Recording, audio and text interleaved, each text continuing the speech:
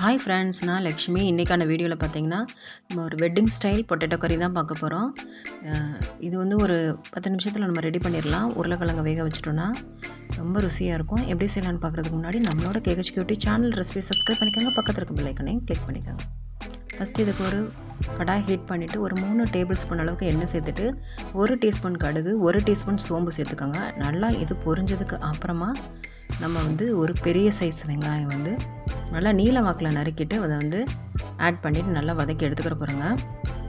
நல்லா வதங்கிடணும். நல்லா colour change ஆகிற அளவுக்கு நல்லா வந்து வெங்காயத்தை வதக்கி எடுத்துக்கணும். இப்போ இதில் கொஞ்சம் போல் கருவேப்பிலையும் நம்ம வந்து சேர்த்துடலாம். ஒரு 5 பூண்டு வந்து நல்லா நான் இடிச்சிட்டு இந்த மாதிரி ஆட் பண்ணியிருக்கேன். இது இப்படி தோலோடையே இடித்து போட்டுக்கோங்க. நல்ல வாசனை வந்து அருமையாக இருக்கும். அந்த இப்போ பார்த்திங்கன்னா இதுக்கான மசாலா பார்த்திங்கன்னா 1 டீஸ்பூன் அளவுக்கு மிளகாய்த்தூள், 1 டீஸ்பூன் வந்து சிக்கன் மசாலா பவுடரு, 1/4 டீஸ்பூன் அளவுக்கு மஞ்சள் தூள் சேர்த்துருக்கேன். பெப்பர் தூள் வந்து 1/2 டீஸ்பூன் அளவுக்கு சேர்த்துருக்கேன். நல்லா வந்து இதை கம்ப்ளீட்டாக வதக்கிடுங்க. உப்பு இந்த நேரத்தில் சேர்த்துக்கலாம். அவங்கவுங்களுக்கு தேவையான அளவுக்கு உப்பை வந்து சேர்த்துக்கோங்க.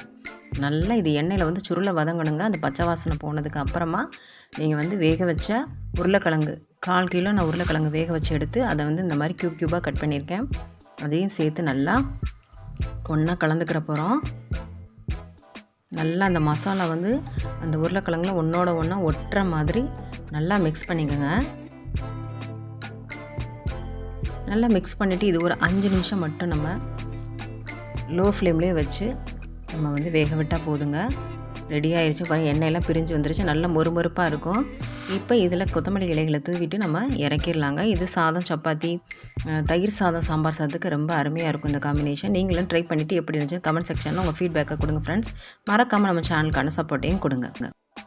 லைக் பட்டனையும் ப்ரெஸ் பண்ண மறந்துடாதீங்க. அப்போ இந்த வீடியோ நிறைய பேருக்கு போய் சேரும். தேங்க்யூ ஃபார் வாட்சிங்.